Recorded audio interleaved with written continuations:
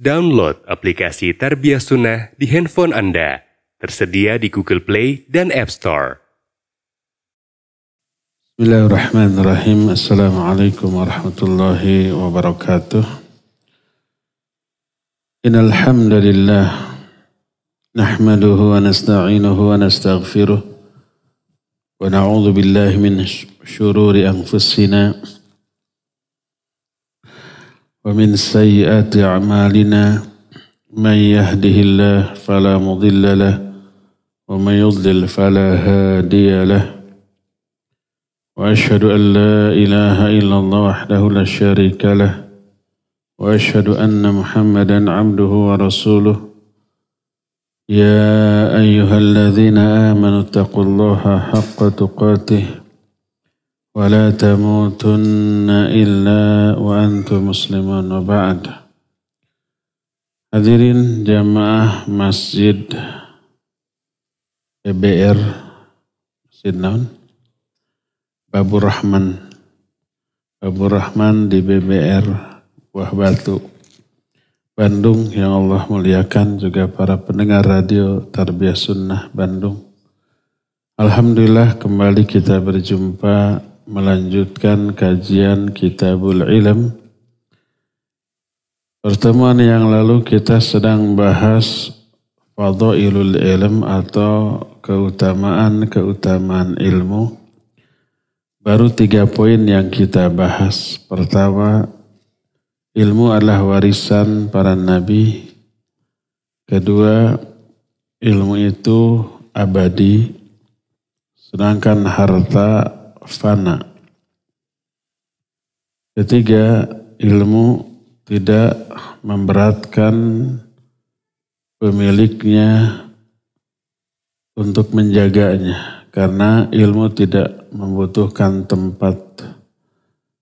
Berbeda dengan harta yang perlu tempat, peti, brankas, kunci, dan yang sejenisnya. Ilmu menjaga kita, sedangkan harta kita lah yang harus menjaganya. Ilmu membuat hati kita tenang, harta membuat hati kita resah. Ketika harta berkurang kita was-was, ketika harta bertambah kita khawatir harta ini ada yang nyuri, merampok, nipu, atau yang sejenisnya. Kita lanjutkan ke yang keempat. Keutamaan ilmu yang keempat adalah annal insan yatawassalu bihi ila ayyakuna minasyuhada'i 'alal haqq. Ilmu bisa menjadi alat bagi seseorang untuk menjadi para saksi terhadap kebenaran, satu golongan, satu pihak dengan Allah dan para malaikat yang mulia. Keutamaan ilmu dilihat dari pemiliknya. Oleh Allah disebut bersamaan dengan penyebutan Allah, penyebutan para malaikat dalam hal menjadi saksi atas kebenaran. Sebagaimana firman Allah dalam surah Ali Imran 18, Syahidallahu annahu la ilaha illahu wal malaikatu wa ulul ilmi qa'iman bil qist. Allah bersaksi bahwa tidak ada sesembahan yang hak selain Dia. Ini sebenar-benar kebenaran adalah kalimat tauhid. Kalimat tauhid diistilahkan dengan banyak istilah. Disebut kalimat tauhid, disebut kalimatul haq, disebut al-urwatul wuthqa, disebut al-qaulus thabit, macam-macam sebutan bagi la ilaha illallah. Saking agungnya kalimah ini.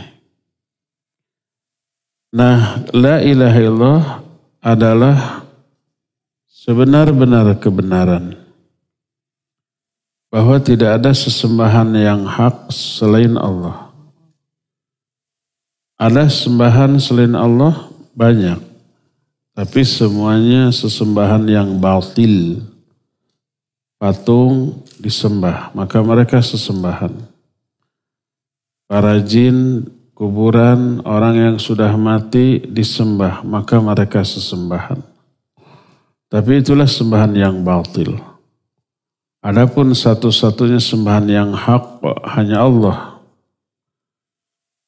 Dzalika bi anna Allaha huwal haqqu wa anna ma yad'una min dunihil batil.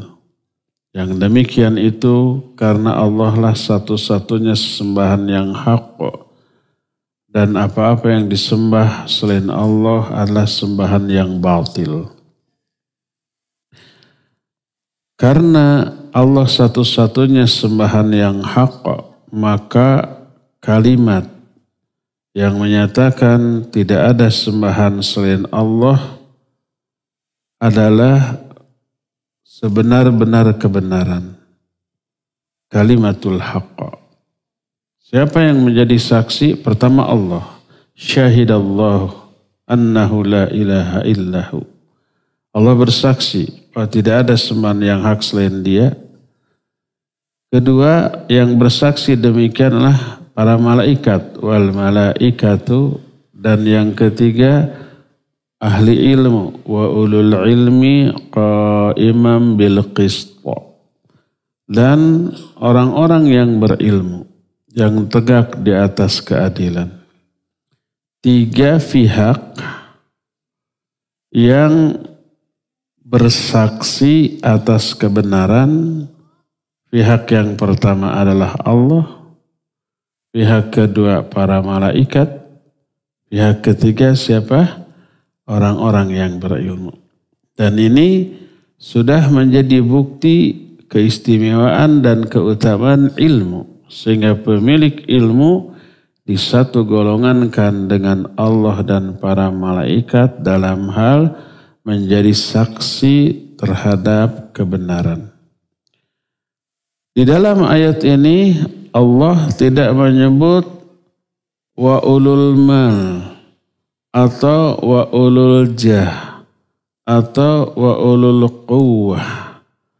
Tidak disebut pemilik harta, pemilik kedudukan, pemilik kekuatan atau kekuasaan, tidak. Allah hanya menyebut wa ulul ilmi qaiman bil qist. Pemilik ilmu yang menegakkan kebenaran dengan ilmunya. Maka berkata Syekh Al-Utsaimin, fayakfika fakhran ya talibal ilm an takuna mimman syahida lillah annahu la ilaha illahu ma'al malaikati alladhina yashhaduna biwahdaniyatillahi azza wa jalla. Maka ayat ini cukup menjadi kebanggaan wahai para penuntut ilmu. Karena kalian menjadi orang yang mempersaksikan kalimat tauhid bersama Allah, bersama para malaikat yang menyaksikan keesaan Allah Azza wa Jalla. Inilah keutamaan ilmu yang keempat. Kelima,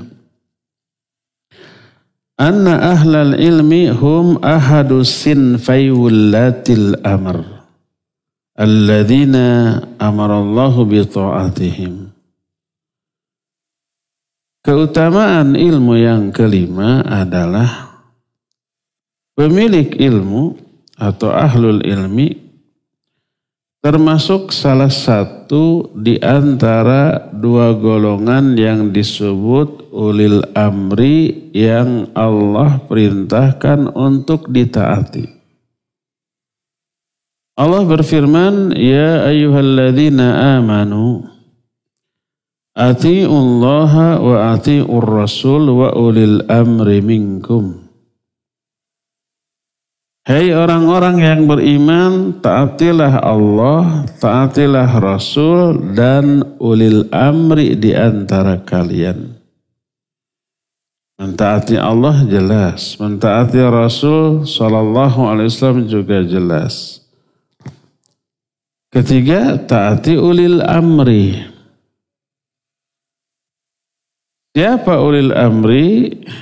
Ulil amri itu dulu sosok ulil amri mencakup dua skill, dua kemampuan, dua keahlian. Keahlian memimpin, memanage, dan keahlian di dalam beragama baik secara ilmu ataupun amal.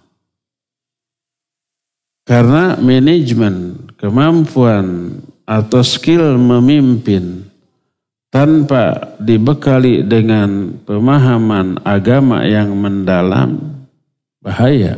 Bisa menyimpang dari keadilan, kebenaran, bisa kezaliman, bisa berbagai macam kesalahan di dalam memimpin. Dulu begitu. Maka pemimpin-pemimpin zaman baheula mula disebut Khulafaur Rasyidin. Para khalifah yang Rasyidin. Rasyidin itu adalah orang yang berilmu dan mengamalkan ilmunya.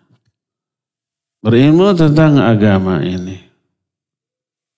Berkata Imam Ibn Rajab Al-Hambali rahimahullah di dalam kitab Jami'ul Ulum wal Hikam, ketika mensyarah atau menjelaskan hadis yang diterima dari Irbad bin Sariyah radhiyallahu an, hadis ini panjang, tapi di akhir hadis ini ada kalimat may ya'ish minkum ba'di fasayara ikhtilafan katsira. Fa'alaikum bisunnati wa sunnatil khulafa'ir rasyidin al-mahdiyyin min ba'di. Siapa orang yang hidup panjang di antara kalian sepeninggalku, dia akan melihat ikhtilaf yang banyak. Maka wajib kalian berpegang teguh kepada sunnahku dan sunnah para khalifah yang rasyidin sepeninggalku. Ada khalifah yang rasyidin, yang mahdiyin. Mahdiyin itu yang memperoleh petunjuk. Siapa khalifah yang rasyidin? Berkata Imam Ibn Rajab, an-nasu thalathah. Manusia itu ada 3 golongan. Rasyidun, ghawin, dolun. Wala rabi'atalah. Manusia terbagi kepada 3 golongan. Coba nanti kita bisa mengklasifikasi diri golongan mana kita nih. Pertama, golongan rasyid. Kedua, ghawin. Ketiga, dolun. Rasyid, ghawin, dolun. Rasyidun, ghawin, dolun. Siapa rasyid? Fa'ammar rasyid fahuwa man arafal haqqa wattaba'ah. Adapun rasyid adalah orang yang arafal haqqa, mengenal al-haq. Faham tentang kebenaran. Al-haq itu Quran Sunnah. Al-haqqu min rabbik. Fala takunanna minal mumtarin. Al-haq itu dari Allah. Jangan kalian ragu. Yang datang dari Allah apa? Quran. Yang dijabarkan dengan sunnah. Man arafal haqqa, orang yang mengetahui al-haq artinya faham Quran sunnah. Wattaba'ahu, lalu dia mengikutinya. Berilmu tentang Quran sunnah dan diamalkan, diaplikasikan, orang itu rasyid. Sehingga para khalifah yang rasyidin adalah khalifah yang faham agama dan sudah mengaplikasikan agama tersebut. Ini golongan yang pertama. Apakah kita masuk golongan ini? Pengennya gitu ya. Realitanya jauh panggang dari api. Kedua, ghawin. Ghawin itu berasal dari kata ghawa, yaghwi. Isim fa'ilnya ghawin. Apa itu ghawin? Ghawin itu man arafal haqqa wa lam yattabi'hu. Orang yang tahu kebenaran, faham Quran Sunnah tapi tidak diikuti. Tidak diamalkan, tidak diaplikasikan. Dia berilmu tapi tak beramal. Kalau rasyid berilmu dan beramal. Kalau ghawin berilmu tapi tak beramal. Ketiga, dhalun, bahasa kitanya sesat. Adalah man lam ya'rifil haqq wa ya'malu bijahlih. Orang yang tidak tahu kebenaran, gak faham Quran Sunnah, bodoh ini. Dan beramal dengan kebodohannya. Sesat. Inilah tiga golongan manusia. Rasyid, ghawin, dan dhal. Tiga-tiganya berkaitan dengan ilmu dan amal. Rasyid orang yang berilmu dan beramal, ghawin orang yang berilmu tapi tak beramal, dhalun itu yang beramal tanpa ilmu. Mana yang lebih baik? Yang terbaik yang rasyid. Tiga golongan inilah yang kata Imam Ibn Rajab yang diterangkan oleh Allah dalam Al-Quran surah Al-Fatihah ayat yang terakhir. Ini kan juga menjelaskan tiga golongannya. Allah berfirman tentang apa itu siratal mustaqim, siratal ladzina an'amta alaihim. Ini golongan pertama, yaitu jalan hidup orang-orang yang telah Allah beri nikmat. Ghairil maghdubi alaihim, bukan golongan orang yang engkau benci. Waladhdallin, bukan jalan hidup orang yang sesat. Tiga-tiganya. Dan inilah tiga-tiganya yang berkaitan dengan ilmu tadi. Ilmu dan amal. Berkata Umar bin Khattab ketika ditanya siapa tiga golongan ini. Pertama orang yang diberi nikmat. Kedua orang yang dibenci. Ketiga orang yang sesat. Umar menyatakan ini tentang ilmu dan amal. Fa'ammal ladzina an'ama Allahu alaihim. Faulaika alladzina ya'lamuna al-haqqa wa ya'maluna bih. Adapun orang yang diberi nikmat oleh Allah, mereka adalah orang-orang yang mengetahui al-haqq lalu mereka amalkan. Berilmu dan beramal. Itulah yang akan memperoleh nikmat. Itulah rasyid. Wa ammal ladzina ghadiballahu alaihim faulaika alladzina ya'lamuna al-haqqa walam ya'malu bih.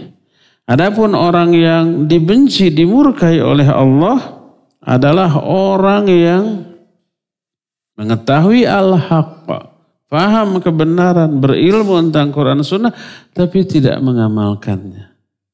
Dibenci, dimurkai. Merekalah ghawin.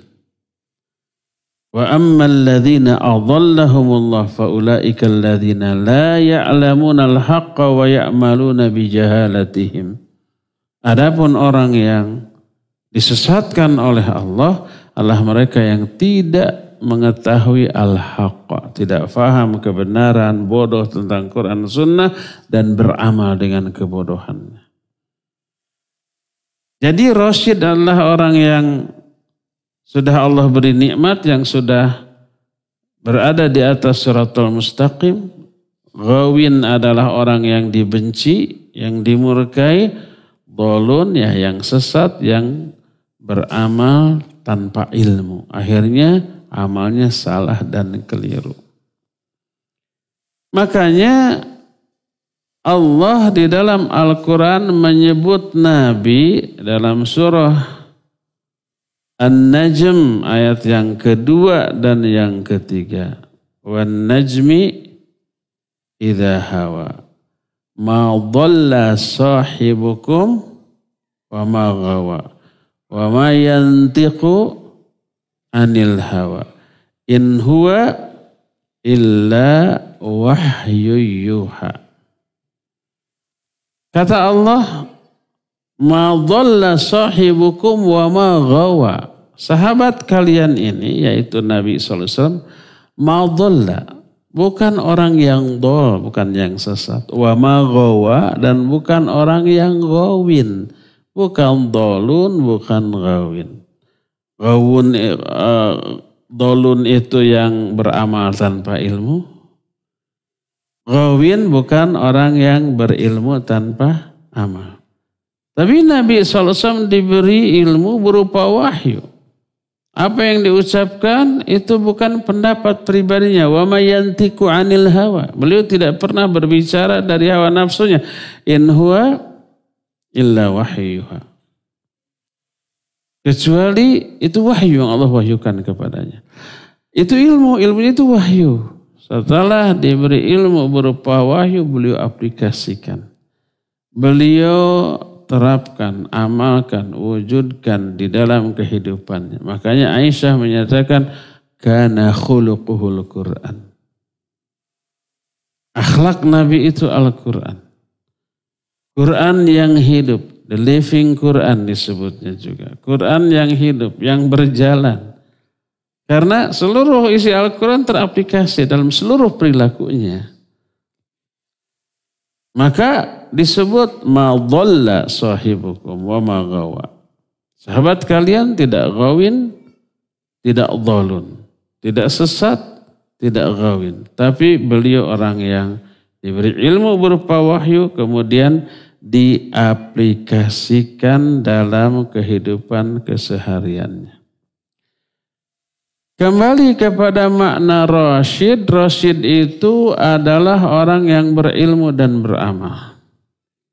Khalifah yang rasyidin adalah khalifah yang faham agama dan sudah mengaplikasikan agamanya ini dalam kehidupan sehari-hari.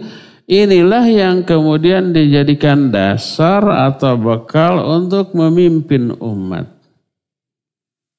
Jadi ulil amri harus memiliki dua jenis skill. Skill untuk memanage dari aspek manajemen, aspek kepemimpinan. Skill yang kedua dari aspek agama berupa apa? Berupa ilmu dan amal. Itulah khulafaur rasyidin. Dua skill ini dulu menyatu dalam satu sosok. Itulah khulafaur rasyidin. Semakin ke sini, dua skill ini terpisah. Ada orang yang pemahaman agamanya bagus, pengamalannya juga bagus, agama sudah teraplikasi dalam kehidupannya, tapi nggak bisa mimpin. Ada orang yang bisa mimpin, tapi agamanya minim. Akhirnya banyak orang yang menjadi pemimpin tapi kurang dalam agama. Banyak orang yang agamanya bagus tapi dia tidak diamanati kepemimpinan. Terpisahlah dua syarat ulil amri ini. Oleh karena itulah maka para ulama menyatakan ulil amri, orang yang mengurus urusan manusia dalam dua jenis urusan. Urusan dunia dan urusan akhirat. Dalam urusan dunia, ulil amri adalah pemimpin penguasa. Dalam urusan agama, ulil amri adalah ulama. Dulu mah ulil amri itu memenuhi dua kriteria ini. Sekarang kan terpisah. Mana ada di dunia sekarang pemimpin, raja atau presiden atau kaisar atau perdana menteri yang ulama? Nggak ada ya. Atau sebaliknya ulama kemudian menjadi pemimpin sebuah negara? Nggak ada. Maka ulil amri adalah dua sosok. Sosok pertama pemerintah, penguasa yang mengurus urusan dunia. Dia nggak boleh mengurus urusan agama karena bodoh dalam perkara agama. Sosok yang kedua, ulil amri adalah ulama yang mengurus urusan akhirat, urusan agama. Maka berkata Syekh Muhammad bin Shalih Al-Utsaimin ketika menerangkan ayat ini. Kata beliau, fa inna wulatal umur huna tashmulu wulatal umur minal umara wal hukam wal ulama wa talabatil ilm. Fa wilayatu ahlil ilmi fi baini syariatillahi wa da'watin nasi ilaiha wa wilayatul umara fi tanfidhi syariatillah wa ilzamin nasi biha. Ulil amri dalam ayat tadi mencakup ulil amri yang mengurus urusan dunia dari kalangan para penguasa dan para hakim dan para ulama serta para penuntut ilmu. Tugasnya, wewenangnya penuntut ilmu menjelaskan syariat, mengajak manusia untuk mengamalkan syariat. Adapun tugas dan wewenang penguasa adalah menerapkan syariat Allah ini dalam kepemimpinannya dan memaksa manusia untuk berpegang teguh kepada aturan ini. Memaksa dalam arti kalau nggak taat ada hukuman.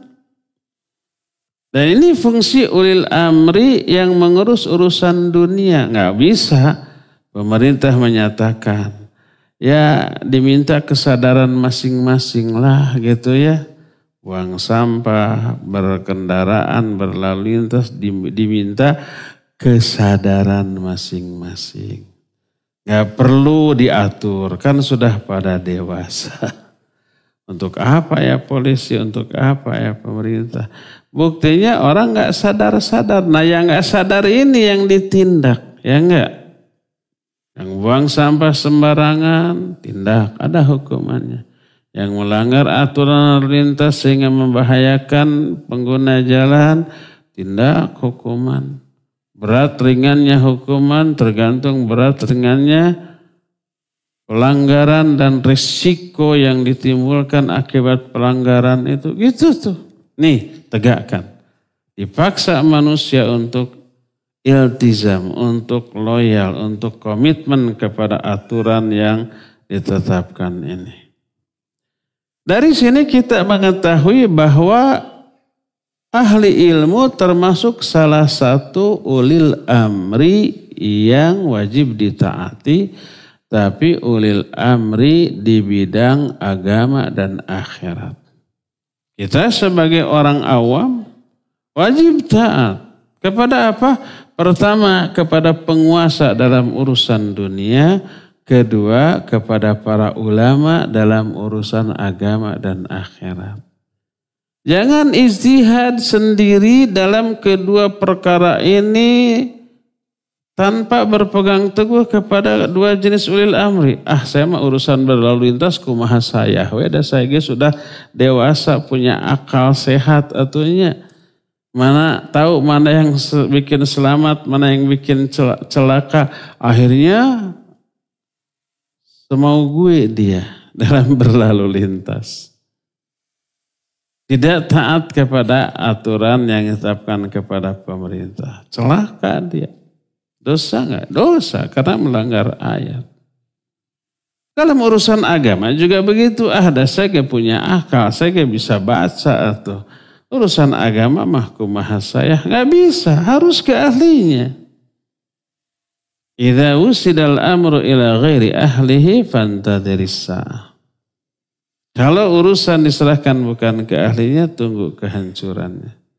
Atau jangankan urusan agamanya. Urusan kesehatan, kalau saya sakit ngapain ke dokter? Mahal-mahal. Dokter manusia, saya manusia. Dokter makan nasi, saya makan nasi. Dokter punya akal, saya punya akal. Dokter bisa mengobati, kenapa saya tidak? Apa begitu? Akhirnya sakitnya diraba-raba sendiri, terus obat sendiri. Dengan akal yang kosong dari ilmu kedokteran. Bahaya. Nanti salah obat. Saya mau cerita kisah nyata. Saya pernah ceritakan ini di beberapa pengajian. Kalau ada ikhwan ahwat isni yang pernah dengar cerita saya ini, tong bosennya. Kisah nyata, saya nggak akan menginikan kisah fiktif. Saya dulu punya paman rahimahullah. Saya masih kecil diasuh oleh paman ini. Saya belum sekolah mungkin 3 tahun, 4 tahun. Paman saya ini sudah SD kelas 6 atau SMP gitu. Suatu saat dia teh borok dina kakinya. Sampai jiih teh naon atuh. Boroknya itu basah gitu. Ke dokter. Karena basah, dokter enggak membeli salep. Ini aja dikasih obat, minum. Kapsul. Bukan kapsul dulu. Tablet. Bukan tablet. Tablet tapi panjang sehingga kapsul. Kapsul makan dibungkusnya. Ya mah. Tablet tapi bentuk nanti panjang. Nih minum sehari 3 kali. Semingguan. Nanti setelah seminggu kesini lagi. Dan dia teh mikir, saya masih dengar omongannya. Dokter kunaonnya borok tapi disuruh minum. Mikir, oh kayaknya obat ini ngandung zat pembunuh kuman di borok. Diminum, zatnya itu masuk, terus membunuh kuman dari dalam. Gitunya. Oh gitu, sigana kayak cara kerjanya. Kata otak dia yang bodoh tentang ilmu kedokterannya. Dia mikir pertama pahit, kedua kalau minum kan lamanya. Begitu minum langsung menuju ke sana semenit? Enggak. Ketiga, kemudian disebarkan ke seluruh tubuh, tidak fokus ke sana. Dia mikir, kan ada jalan tol sekarang. Nggak perlu diminum. Itu pil dibubuhkan, dipurulukan karena borok. Kan langsung teteh. Dipurulukan, ini lebih efektif. Langsung ke pusat masalah. Kayak gitu, pahit kedua langsung kena. Kan gitunya, masuk akal tidak? Ya masuk akal orang bodoh ya gitu. Disanggana cara kerja obatnya begitu. Jadi sehari 3 kali dibubuhkan. Itu pahit. Gitu. Terus, apa yang terjadi? Makin jiih. Setelah seminggu bukannya sembuh tambah lebar ke dokter lagi. Dok, itu mati obatnya. Habis. Sehari berapa kali? 3 kali. Nah, ya teh. Tapi dok, tadi diminum, dipurulukan. Dasar bodoh. Bukan begitu cara kerja obatnya. Nah, jadi otak dokter dengan otak orang bodoh beda pemahaman. Tentang cara kerja obat, ya enggak? Terus terang, atau udah sampai sekarang saya juga enggak ngerti kenapa borok obatnya diminum. Karena itu ahlinya udah turut we, lamun aya mah. Nah, saya mungkin alergi, bukan alergi ya, iritasi kulit. Setiap kali umroh, haji atau ke daerah Eropa yang si udaranya itu kering. Walaupun sejuk kering.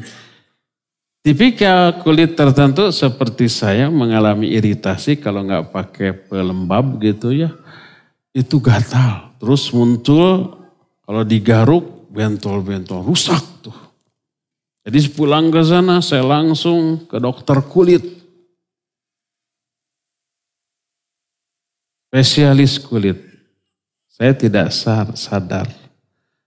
Di satu klinik ada spesialis kulit, ada spesialis jantung, ada spesialis internis, macam-macam.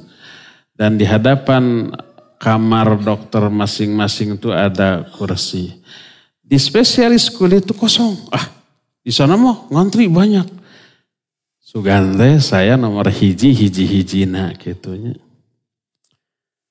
Arifek itu dipanggil Ibu Fulan, Ibu Fulana. Si Horeng duduknya tuh ada yang di jantung, ada yang di internis. Padahal dia pasien dokter kulit. Nah, saya sendirian gitu. Si Horeng ada tulisan spesialis kulit dan anu. Oh, pantas. Ketika saya berobat ke dokter, bukan dikasih salep, obat diminum. Saya malas nanya kenapa masalahnya di kulit, obatnya diminum. Dokter pasti bisa menjelaskan, tapi sampai sekarang saya nggak paham. Karena itu ahlinya ikuti saja. Ulil amri dalam perkara kesehatan ya dokter, taati. Dalam perkara agama, kalau orang bodoh tentang agama, gak ngerti nahwu sharaf, gak ngerti ilmu tafsir, ilmu hadis, ilmu fiqih, usul fiqih, gak ngerti umpamanya tajwid makhraj juga salah. Terus memahami ayat dan hadis dengan kebodohannya bahaya. Lebih berbahaya daripada orang bodoh tentang kesehatan lalu mengobati sendiri. Inilah yang terjadi, fenomena yang memang terjadi dalam kehidupan orang sotoy, sok tahu tentang satu urusan yang dia bodoh tentang hal itu. Jadi ulil amri salah satunya adalah orang-orang yang berilmu. Mereka wajib dijadikan rujukan dalam perkara agama demi keselamatan kita di akhirat nanti. Selamatnya kita di dunia dipengaruhi oleh ketaatan kita kepada ulil amri penguasa. Siapa yang melanggar, hidupnya gak akan tenang. Coba punya motor, punya mobil, gak perlu bikin SIM, gak perlu bayar pajaknya. Sok mau mobilan, mau motoran. Dan setiap polisi gak gebeg atunya. Sina razia gitu. Polisi, padahal polisi lalu lintas biasa, nyumput lah sampai polisi pulang. Gak akan tenang, ya enggak? Agar tenang, agar selamat di dunia, taati sudah. Agar tenang di akhirat, selamat di akhirat, taati ulama dalam perkara agama. Merekalah ulil amri. Inilah keutamaan yang kelima dari ilmu, bahwa pemilik ilmu termasuk salah satu di antara dua golongan yang disebut ulil amri yang wajib ditaati berdasarkan nas Al-Quran. Itulah keutamaan yang kelima. Keutamaan yang keenam. Ilmu itu sumber kebaikan. Ilmu itu sebagai tanda Allah ingin memberi kebaikan kepada kita. Plus ilmu ini menyebabkan orang bisa istiqamah di atas kebenaran di zaman fitnah yang lebih dahsyat daripada gelombang di lautan. Sebagaimana ditunjukkan dalam salah satu hadis yang diterima dari Muawiyah radhiyallahu an Diriwayatkan oleh Imam Bukhari dalam kitab Sahih Bukhari. Berkata Syekh Al-Utsaimin, anna ahlal ilmi humul qa'imuna ala amrillahi ta'ala hatta taqum as-sa'ah.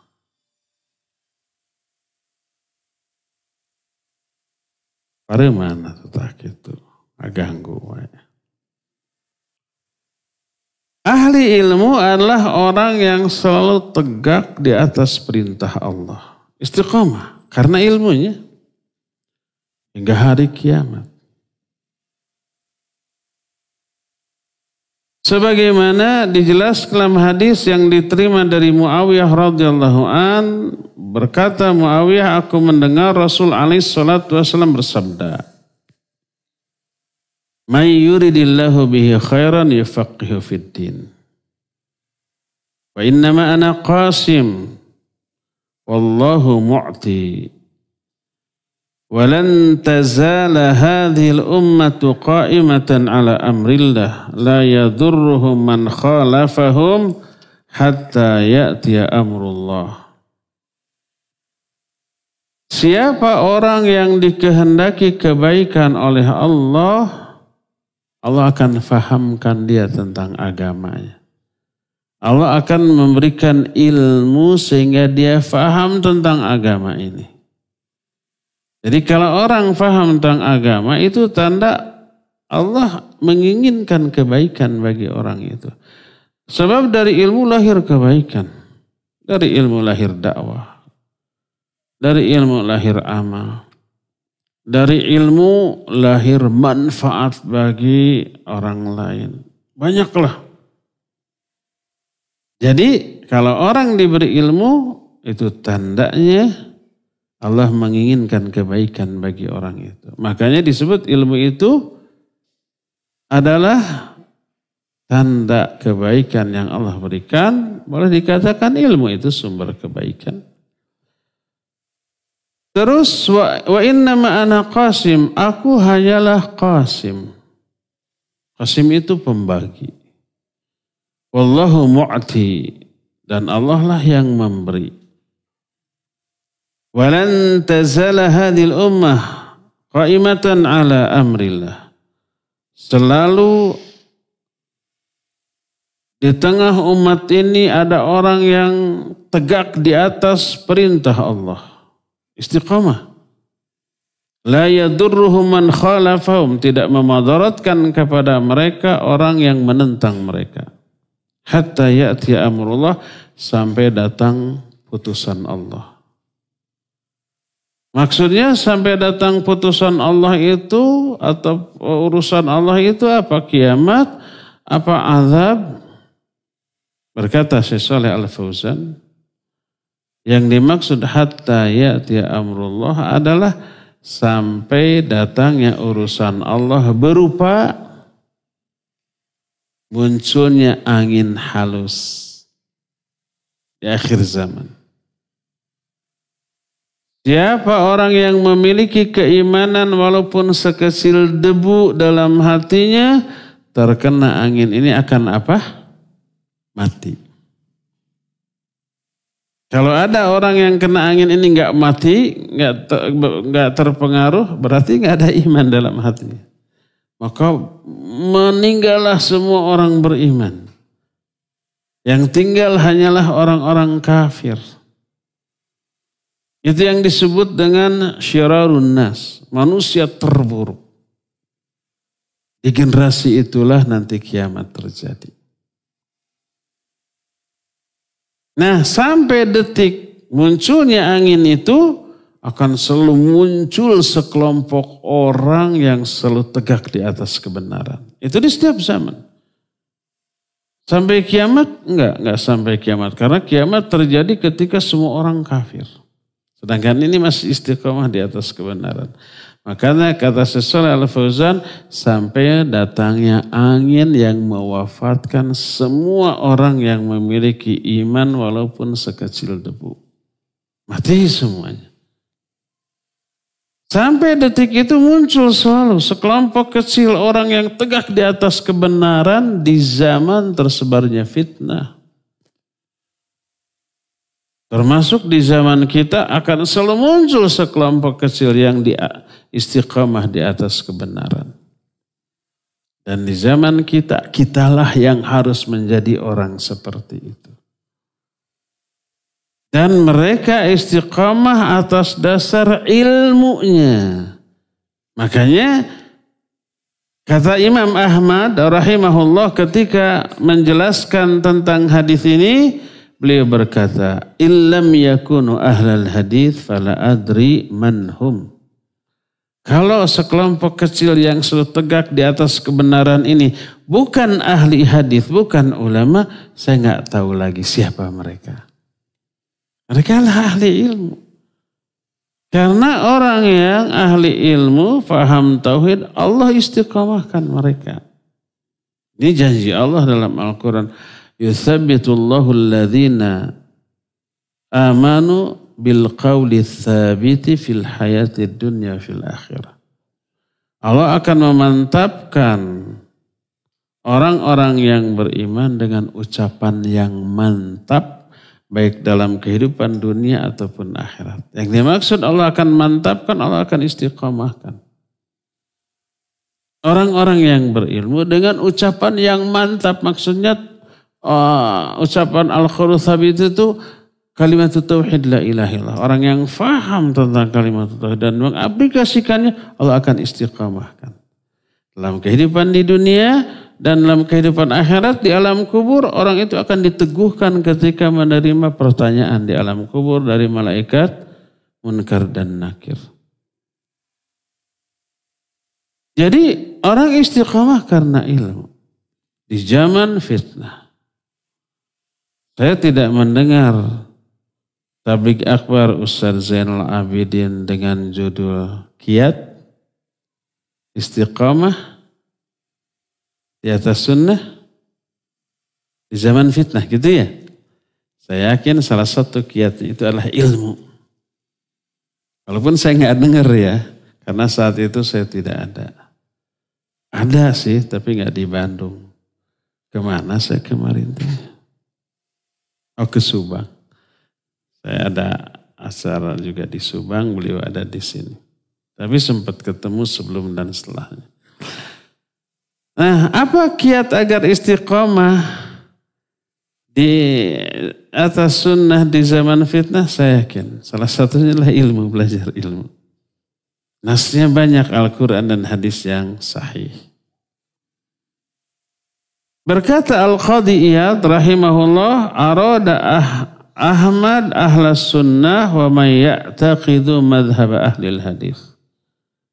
Kata Al-Qadhi Iyad, maksud Imam Ahmad adalah yang dimaksud sekelompok orang yang selalu komitmen di atas kebenaran adalah ahlus sunnah dan orang yang meyakini madhab ahlul hadis. Ahlul hadis adalah ahlus sunnah. Karena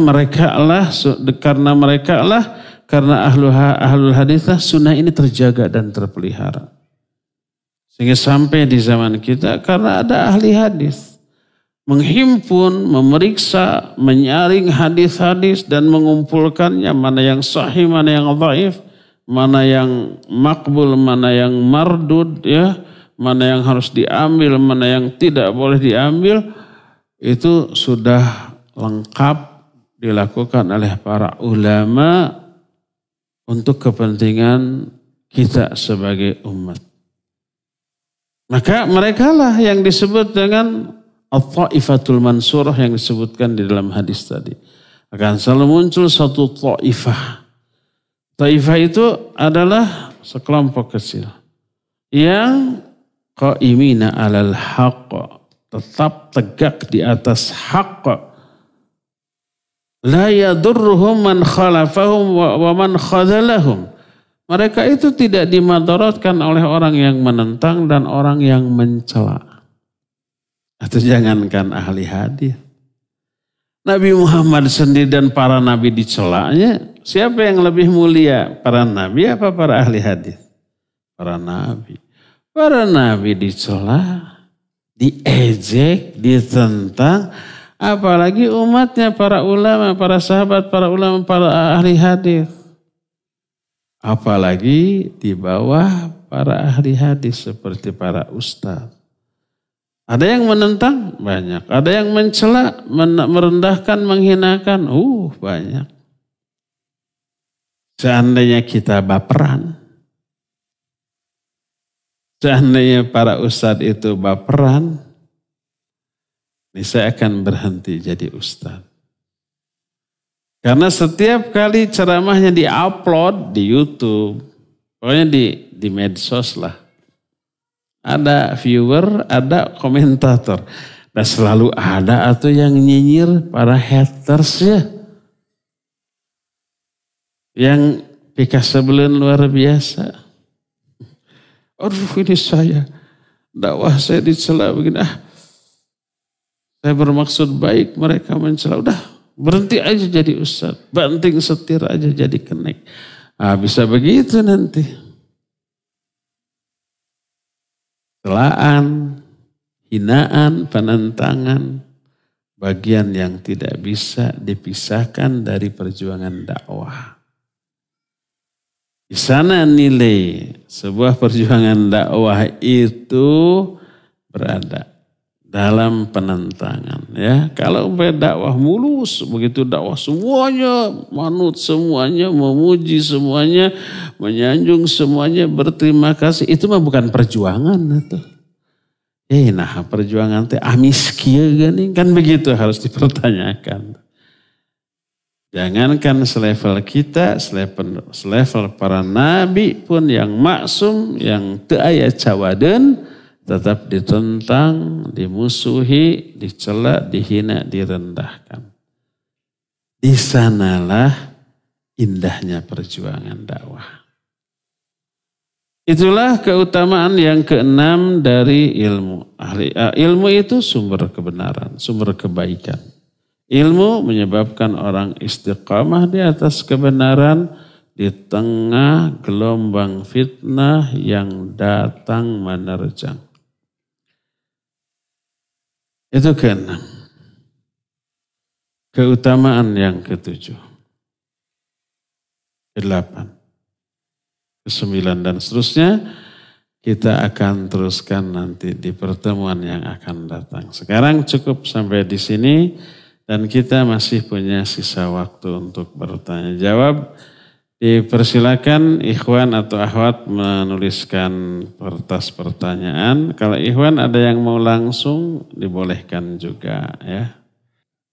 Assalamualaikum Ustaz. Waalaikumsalam. Izin bertanya, izin pencerahannya Ustaz. Ana punya sahabat yang anaknya disekolahkan di pesantren sunnah Ustaz. Dan alhamdulillah anak itu sekarang banyak perubahan. Cuman masalahnya Ustaz, anak ini orang tuanya tidak berniat untuk menyekolahkan ke sana. Begitu tahu bahwa sekolah itu berseberangan dengan sepahamnya, maka anak itu untuk rencananya tingkat SMA-nya mau dipindahkan ke pesantren yang tidak sepaham dengan Quran Sunnah. Yang anak sayangkan anak itu sekarang udah banyak menimba ilmu banyak dari Quran Sunnah dan sekarang anak itu tidak tahu bahwa orang tuanya akan menyekolahkan ke sekolah yang tidak semanhaj gitu Ustaz. Mohon pencerahannya gimana caranya Ustaz untuk menasehati sahabat anak itu. Terima kasih Ustaz. Jazakallahu khairan. Baik, wa jazakallahu khairan. Kok bisa orang tua fahamnya begitu, kemudian yang anti sunnah menyekolahkan anaknya ke sekolah sunnah. Itu mungkin kemudahan yang Allah berikan kepada si anak. Nah, kita sahabat dari orang tua itu. Apa yang harus kita lakukan? Dakwahi orang tuanya. Bahwa beragama itu gak boleh ditambah-tambah, dikurang atau dirubah, dicampur aduk dengan budaya, adat, istiadat, kebiasaan di tempat kita tinggal. Agama bukan produk manusia, baik produk akal, olah rasa, atau yang lain-lainnya. Agama bukan budaya, tapi agama itu wahyu dari Allah, sumbernya dari Quran dan Sunnah. Jadi pertahankan agama semurni yang diturunkan oleh Allah kepada Nabi SAW. Ajak ngaji. Yuk kita ngaji. Silakan tanya ke Ustadz semua unek-unek, syubhat, keraguan-raguan, atau bahkan ketidaksetujuan. Kalau Ustadz yang menjelaskannya, kata orang Sunda mah bakal malapah gedang, bakal runut, bakal argumentatif yang didasarkan kepada dalil yang bisa dipertanggungjawabkan. Dakwahi, ajak hadir ke kajian, suruh bertanya banyak ke ustadz yang di terdekat, itu yang pertama. Yang kedua, doakan semoga dapat hidayah. Ketiga, beri pemahaman ke anaknya. Ilmu yang kamu sudah dapat itulah yang hak, pertahankan. Jangan pindah ke pondok lain yang berseberangan pemahamannya dengan apa yang sudah kamu dapati. Biar nanti anaknya juga bicara, saya mah tetap ingin di sini, betah, baik, bagus, nggak mau di sana dan seterusnya ya. Itu saja, wallahu a'lam bishawab. Assalamualaikum warahmatullahi wabarakatuh. Waalaikumsalam warahmatullahi wabarakatuh. Ustaz, karakter buruk apa bisa dirubah? Bisa. Pertama, orang sensitif. 2, tidak sabar, cepat marah. 3, merasa baik sendiri. Ini lagi menceritakan diri sendiri, ini yang nanya teh. Apa itu karakter bawaan dari lahir dan apa bisa dirubah? Karena sudah sering ngaji kok nggak bisa ngerem sifat buruknya. Ada benteng kajian kajian khusus muslimah, benteng wanita muslimah. Hanya sebulan sekali ya di Masjid Al-Ukhwah setiap Kamis kedua apa ketiga? Ketiga ya. Salah satu benteng bagi wanita muslimah adalah akhlak. Kita sudah terangkan, akhlak ini ada 2. Ada akhlak jabaliyah, ada akhlak muktasabah. Akhlak jabaliyah adalah akhlak yang bawaan. Kata orang Sunda, tikudrat. Sejak lahir dia memiliki akhlak seperti itu. Mungkin ini berkaitan dengan aspek genetika, turunan dari ayahnya, dari ibunya. Umpamanya ibu dan ayahnya dermawan gitu ya, bager. Anaknya nanti begitu tanpa diajari juga. Dan sebaliknya kalau orang tuanya bandel, bedang, wangkelang, tekapalang. Anaknya juga begitu nanti. Nurun aja. Itu namanya jabaliyah. Kedua, muktasabah. Muktasabah itu akhlaknya itu hasil usaha. Dia berusaha merubah akhlak-akhlak buruk. Dan merubahnya itu dengan banyak hal. Dengan ilmu, dengan gaul, dari baik ke buruk, dari buruk ke baik, dan seterusnya. Contoh, tadinya orang berkarakter pelit. Pelit. Mungkin turunan. Akhlak jabaliyah. Suatu saat dia ngaji. Maka turun hidayah dari Allah. Nah, salah satu materi pengajian adalah tentang keutamaan infak. Keutamaan sifat dermawan, keutamaan kepedulian, perhatian kepada sesama muslim. gitu ya. Dan dibahas hal yang sebaliknya, buruknya sifat pelit, bakhil, kikir, ya, keket, merengkel, cap jahe, merege hese. Dengan azabnya di dunia, di alam kubur, di akhirat. Akhirnya dia faham dan ngeri dengan sifat bakhil. Tertarik dengan sifat kedermawanan. Pas umpamanya mau pulang, ada temannya yang diam duduk sambil sedih. Ditanya kenapa? Saya pulang tapi nggak ada ongkos. Nah, ingat ke materi tadi. Berat sih mengeluarkan uang karena karakter awalnya pelit. Tapi tertarik kabita dengan penjelasan Ustaz tadi tentang dahsyatnya infak sedekah atau membantu sesama. Akhirnya keluar tuh 20.000. Nih untuk ongkos. Begitu diterima orang itu alhamdulillah sampai nangis, sampai muluk syukran jazakillahu khairan. Didoakan biar begini. Melihat orang yang ditolongnya sumringah, senang, bahagia, kok dia ikut excited ya, ikut senang, ikut bahagia, ikut terharu. Akhirnya ada kesenangan ketika menolong orang. Besoknya dia ingin begitu lagi. Akhirnya karakter pelitnya berubah menjadi baik, menjadi dermawan. Akhirnya kalau sudah terus-terusan begitu jadilah akhlak. Ini yang disebut dengan akhlak muktasabah. Akhlak hasil usaha, hasil pendidikan, hasil binaan, hasil gaul, hasil belajar ilmu. Pokoknya akhlak yang diikhtiarkan untuk dimiliki. Yang jabaliyah itu yang bawaan sejak lahir. Nah, jadi bisa gak karakter buruk dirubah menjadi baik? Ya bisa.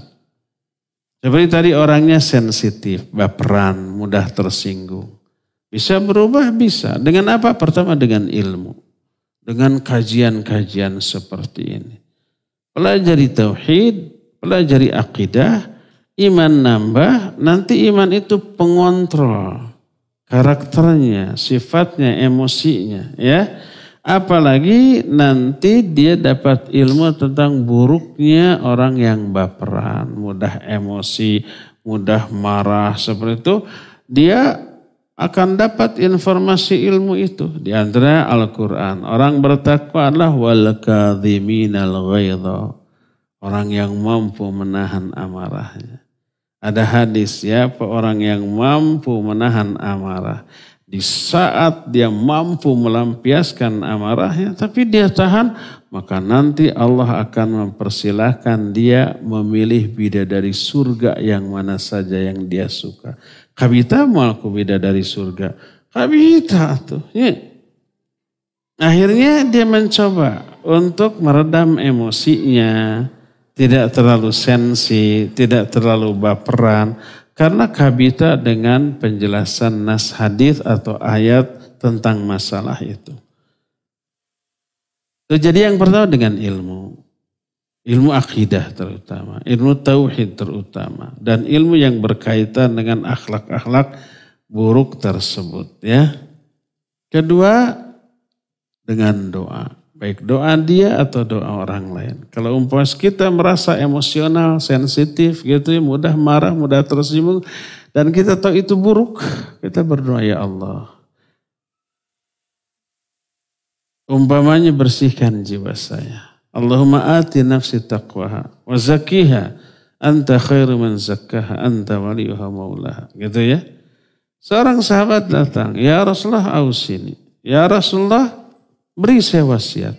Apa kata Nabi? La taghdab. Jangan kamu marah. Kemudian nanya lagi. Berilah saya wasiat yang lain. Jawabannya la taghdab. Jangan kamu marah. Beri wasiat yang lain. Jangan marah. 3 kali. Kenapa Nabi memfokuskan itu? Mungkin beliau dapat informasi orang ini ambekan. sensitif, mudah marah. Makanya dinasihati dengan nasihat itu. Nah, jadi pertama dengan ilmu, kedua dengan doa, ketiga dengan gaul. Bergaulah dengan orang-orang soleh. Hindarkan pergaulan dengan orang-orang yang temperamental seperti dia. Nanti akan tambah parah ya.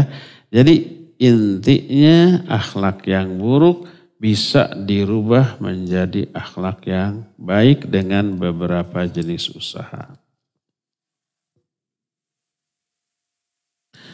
Assalamualaikum waalaikumsalam warahmatullahi wabarakatuh.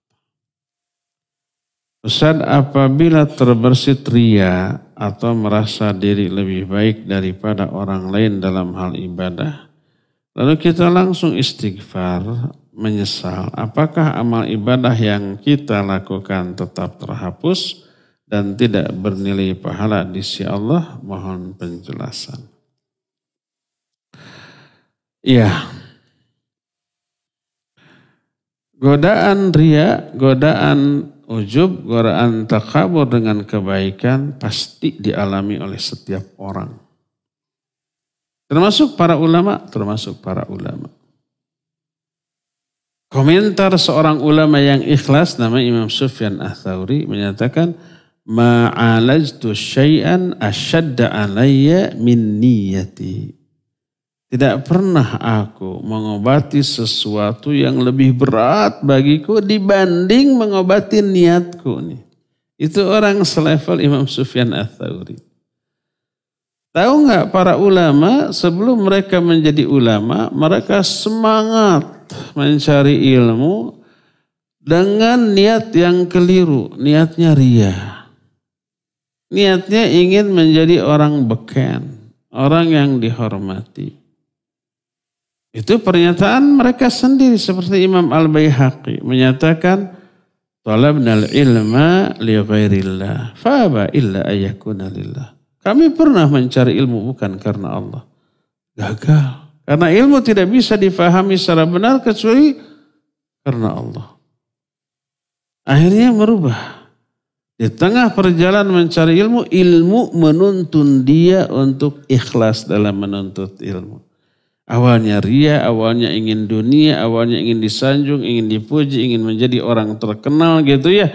Tapi ketika belajar ilmu, ilmu yang dipelajari mewajibkan dia untuk ikhlas. Akhirnya ikhlas, akhirnya berhasil.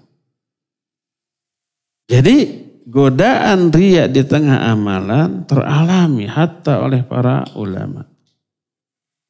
Apa yang harus kita lakukan? Ada dua momen munculnya ria. Pertama, ujug-ujug. Secara mendadak ria, ujub, takabur itu muncul tanpa diikhtiarkan, tanpa terfikirkan. Maka itu yang disebut dengan waswas syaitan. Itu penjelasan Imam Al-Qurtubi dalam kitab At-Tadhkirah. Syaitan memunculkan waswas itu. Yang tadinya tidak terfikirkan. Ketika muncul perasaan ria ingin dipuji secara mendadak, kita tidak dosa, tidak berpahala. Karena itu baru munculnya ujian atau godaan dari syaitan. Baru kita berdosa atau berpahala setelah munculnya keinginan ria tersebut dilihat dari respon kita. Kalau kita merespon, tuh lihat kita lagi diperhatikan orang nih, lagi sholat diperhatikan orang, ayo perbagus, perlama, perpanjang gitu ya. Wah akhirnya diikuti, oh iya. Akhirnya ekspresinya dikondisikan seperti mau nangis, sesegukan gitu ya. Diikuti dengan harapan orang memuji dia sebagai orang yang soleh.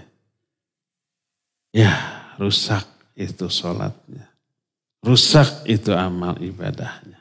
Ya, kalau diikuti munculnya keinginan untuk dipuji itu terus diikuti, maka ya dia terjerat oleh jebakan setan yang merusak amal ibadahnya. Bukan sekadar ditolak itu sholat, tapi juga diazab. Tapi kalau begitu muncul keinginan untuk dipuji dengan ibadahnya, dengan sholat atau ibadah lainnya, lalu dia sadar bahwa itu godaan setan, lalu dia lawan. Dia ta'awudz kepada Allah. Jadi kalau ketika kita sholat sunat, tahajud atau sendirian ya, sholat sunat lain di rumah, lalu muncul itu boleh ta'awudz. A'udzubillahi minasyaitonirrajim. Nabi SAW kalau lagi tahajud baca ayat tentang surga, beliau berdoa juga dulu minta dimasukkan ke surga. Tentang neraka, beliau berlindung dulu ke neraka, ya, dari neraka. Nah seperti itu. Kalau umpamanya ada godaan, Nabi SAW bertahajud datang syaitan menggoda. Beliau menyatakan, a'udzubillahi mink. Aku berlindung kepada dari engkau, kabur. Datang lagi, a'udzubillahi minka, gitu. Pergi lagi, datang lagi kepada Nabi itu, apalagi kepada kita. Sampai ditangkap oleh Nabi karena setan datangnya bungklekan. Bungklekan itu naonnya? Berwujud, tangkap. Tadinya mau diikat sampai besok dijadikan mainan anak-anak. Tapi beliau ingat kepada doa Nabi Sulaiman, akhirnya dilepas. Nah, jadi kalau umpah kita sedang sholat, ada gangguan, ta'awud. A'udzubillahi minasyaitonirrajim. Atau Rabbi a'udzubika min hamazatis syayatin wa a'udzubika Rabbi ayyahdurun. Pokoknya isinya minta perlindungan kepada Allah dari godaan syaitan. Ta'awud. Atau ada seorang sahabat, ya Rasulullah kalau saya sholat, itu selalu was-was. Kata Nabi SAW, dzaka syaitan. Itu adalah syaitan.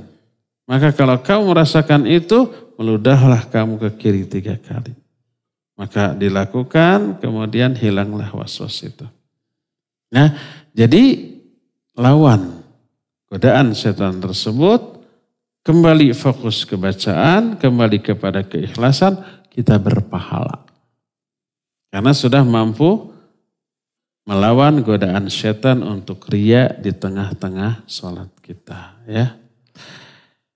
Nah, itu yang kedua. Ketiga, kalau kadung kita seperti yang pertama. Ketika kita sholat, tahu dilihat orang, ada bisikan setan, perbagus. Akhirnya kita perbagus. Dengan harapan ingin dipuji. Sampai salam, bener we orang-orang terlihat. Bangga kita. Wah, pasti ada yang moto tadi, pasti muncul di medsos ya. Bangga.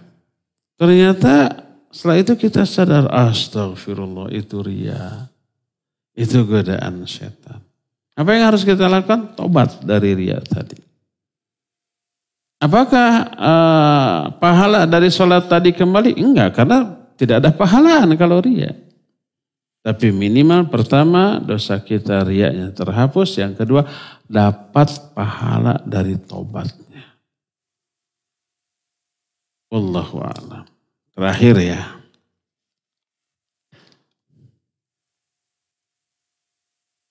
Bismillah, semoga Allah melimpahkan pahala besar untuk Ustaz dan tim panitia. Amin. Jamaahnya nggak didoakan. Cuma tim. Saya dan tim. Supir masuk tim enggak? Ustaz, hukum boneka berbentuk makhluk hidup diharamkan. Bagaimana dengan boneka seperti pisang, bintang, atau buah-buahan dan sebagainya? Itu makhluk hidup bukan? Menurut ilmu biologi, ya makhluk hidup, ya enggak? Karena menurut ilmu biologi batasan makhluk itu hidup itu yang tumbuh berkembang gitu ya.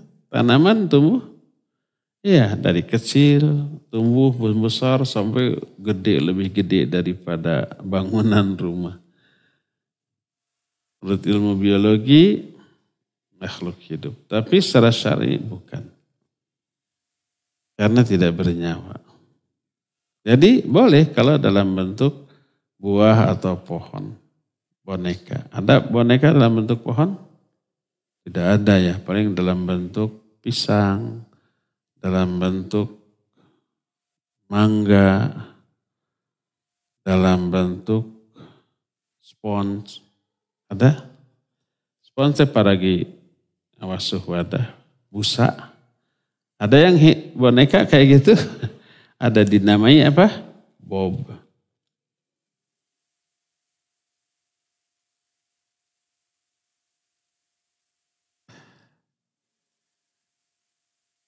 Jadi bagaimana dengan boneka seperti pisang, bintang, buah-buahan, dan sebagainya. Tapi pakai mata, hidung, bibir, apakah diharamkan juga? Copot aja matanya, hidungnya, bibirnya. Dijamin gak akan protes. Copot aja. Apakah tidak termasuk menciptakan makhluk baru sehingga terkesan menandingi Allah? Taib. Kalau menurut penglihatan semua orang sepakat bahwa itu adalah makhluk hidup, walaupun tidak ada dalam realita, ya itu makhluk hidup. Maka tidak boleh. Seperti contoh umpamanya, kita bikin boneka leak, tahu leak? Semacam mitos di Bali-nya di mana? Ada nggak dalam realita? Nggak ada. Tapi kita gambar ada matanya, ada hidungnya, ada bibirnya, ada gigi siungnya gitu kan? Dengan tampilan yang mengerikan. Semua orang meyakini kalau itu ada dalam realita. Hidup apa tidak? Hidup, maka itu makhluk hidup. Seperti kuntilanak. Nggak ada dalam realita. Kecuali di film, di dongeng kayak gitu ya. Itu bukan realita, itu khayalan. Nah tapi ada seorang menggambar kuntilanak. Nggak ada kakinya. Kakinya tertutup oleh jilbabnya atau apa. Punggungnya berlubang. Kukunya panjang. Ada taringnya ya kuntilanak? Ada ya? Nah itu nggak ada, itu fiktif. Tapi kalau ada gambar seperti itu, kemudian gambar itu nyata dalam realita, dikesankan hidup, maka itu termasuk makhluk hidup. Maka tidak boleh. Terlebih umpamanya memberi madarat berupa merusak akidah manusia. Nanti diyakini makhluk ini ada, kemudian menimbulkan rasa takut, bisa membunuh, bisa menakut-nakuti, bisa membuat orang sakit. Itu efek buruk lain dari hal itu ya. Wallahu a'lam bishawab. Cukup ya, sampai di sini aja. Insyaallah kita akan berjumpa kembali di masa yang akan datang. Subhanakallahum bihamdik asyhadu an la ilaha illa anta astaghfiruka wa atubu ilaik walhamdulillahi rabbil alamin. Wassalamualaikum warahmatullahi wabarakatuh.